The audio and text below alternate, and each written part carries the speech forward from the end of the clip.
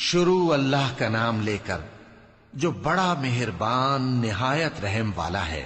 بھلا تم کو ڈھانپ لینے والی یعنی قیامت کا حال معلوم ہوا ہے؟ اس روز بہت سے چہرے یعنی لوگ ذلیل ہوں گے، سخت محنت کرنے والے تھکے ماندے دہکتی آگ میں داخل ہوں گے۔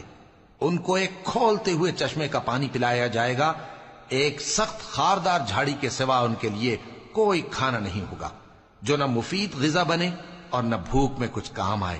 بہت سے چہرے یعنی لوگ اس روز شادماں بھی ہوں گے، اپنی محنت کے بدلے پر خوش، بہشت بری میں وہاں کسی طرح کی لغو بات نہیں سنیں گے، اس میں چشمے بہ رہے ہوں گے، وہاں تخت ہوں گے اونچے اونچے اور کٹورے قرینے سے رکھے ہوئے اور گاؤ تک یہ قطار کی قطار لگے ہوئے اور نفیس مسندیں جگہ جگہ بچھی ہوئی۔ تو کیا یہ لوگ اونٹوں کی طرف نہیں دیکھتے کہ کیسے عجیب پیدا کیے گئے ہیں، اور آسمان کی طرف کہ کیسا بلند کیا گیا ہے، اور پہاڑوں کی طرف کہ کس طرح کھڑے کیے گئے ہیں، اور زمین کی طرف کہ کس طرح بچھائی گئی؟ پس اے نبی صلی اللہ علیہ وآلہ وسلم، تم تو نصیحت کرتے رہو کہ تم نصیحت کرنے والے ہی ہو، تم ان پر داروغہ نہیں ہو۔ ہاں، جس نے منہ پھیرا اور نہ مانا تو اللہ اس کو بہت بڑا عذاب دے گا۔